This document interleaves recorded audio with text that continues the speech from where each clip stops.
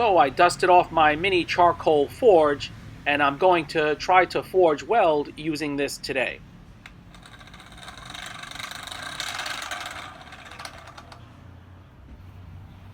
Got this rod of mild steel and this piece of 1095, and I have a plan to make a knife.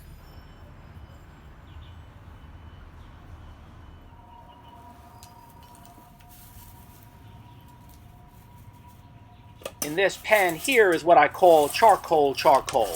That is charcoal left over from the last time I used this forge, and it has kind of that extra double char, which makes it a lot easier to light up than this new stuff that I have in the bag here.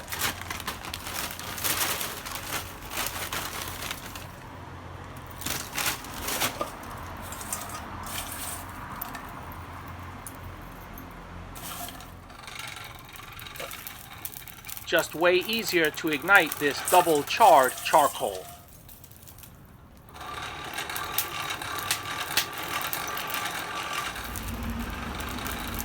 Now I start adding fresh charcoal.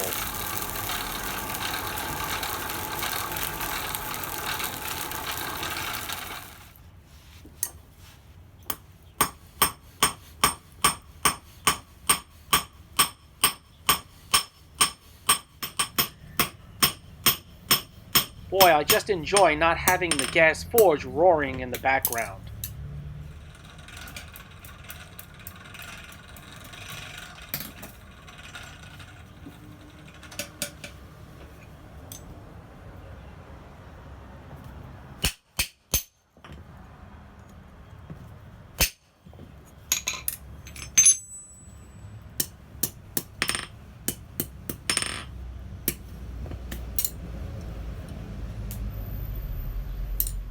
This forge has obvious limitations. I'll fire up my gas forge so I can heat the middle.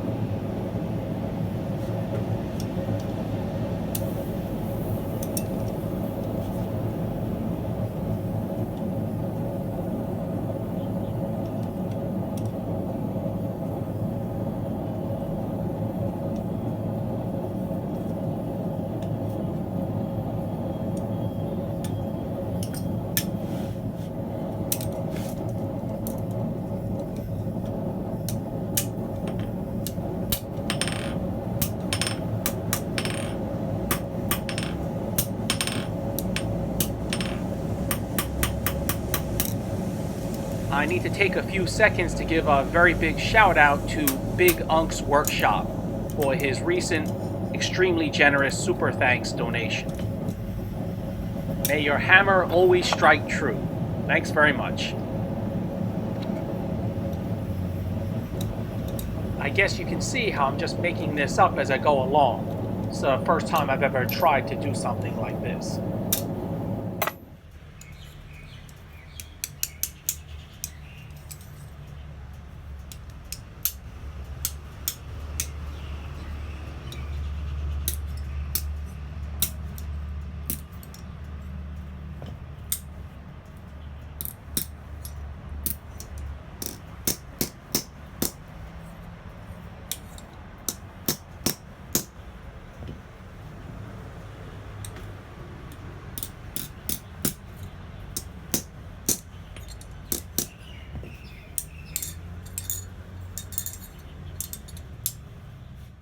For Bonehead approved merchandise, head over to my spread shop. The link's in the description box down below. Alright, we're back to the mini charcoal forge.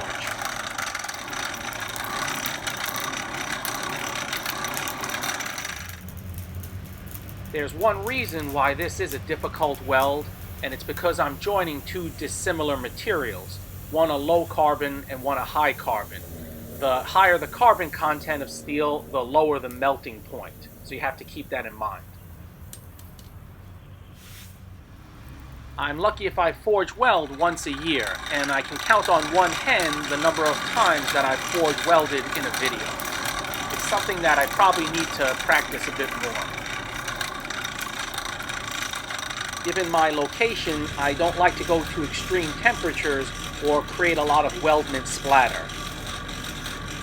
If I can successfully fire weld in this mini forge, that will be good for me to keep it within limits.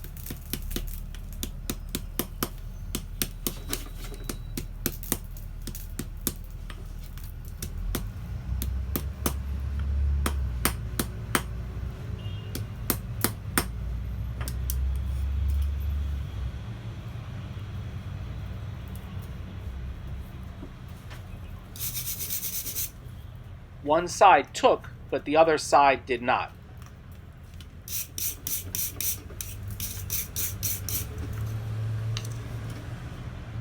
I'll give it another go.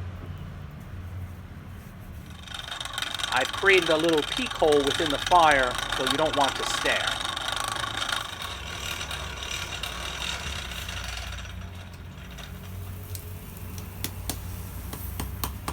Well, goodbye half of my 1095. I guess the saying is strike while the iron's hot, not melting. This reinforces what I said earlier about the melting temperature of the 1095 being lower. I should have examined it more closely, but I figured I could just go at it and then see. Another thing to consider is that each extreme heat reduces the carbon content by a minuscule amount.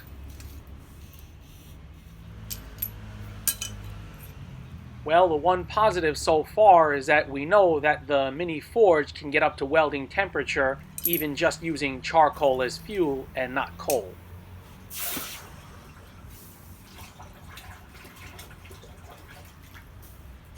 Believe it or not, I still have enough material left to continue.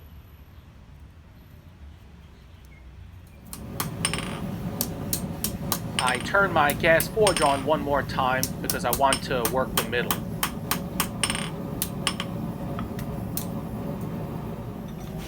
A lot of times on YouTube, I'll see guys who are going to forge weld, but then they'll first take the billets that they're using and electrically weld them together. Typically this is for knife making, and honestly I don't think that's the best way to go about it.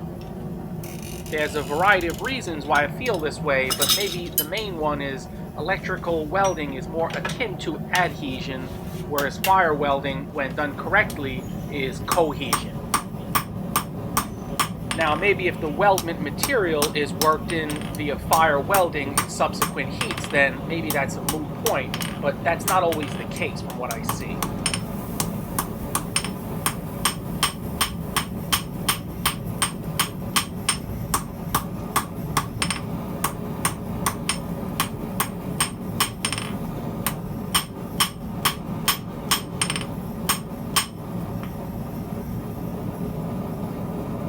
Piece on the end there has become friable from being overheated.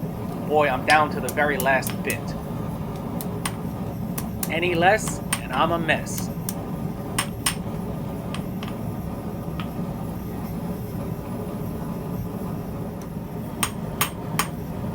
Luckily, it's thick enough and I'm stubborn enough that I can still make a small blade out of this.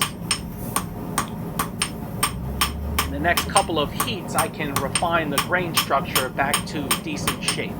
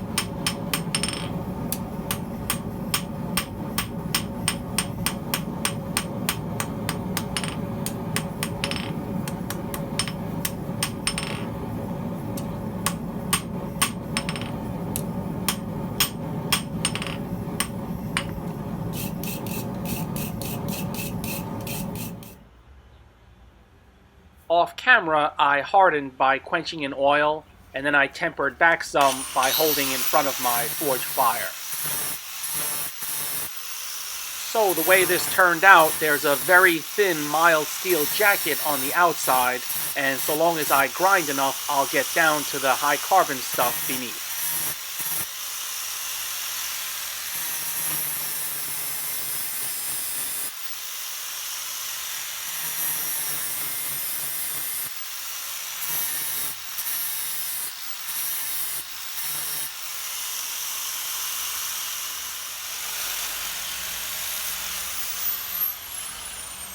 got to grind a little bit more to see if I can get beyond that notch right there.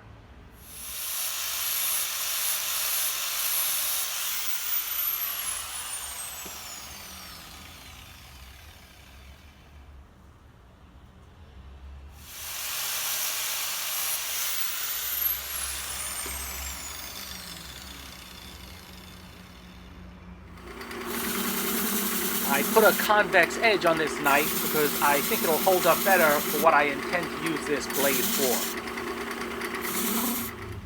So there it is, salvaged from the fires of destruction.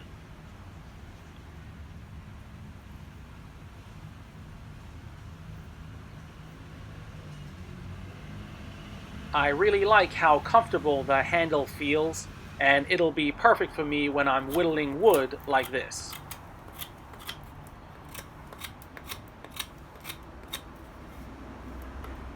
Although it's very limited size-wise, I'm going to continue to fire weld with that mini charcoal forge.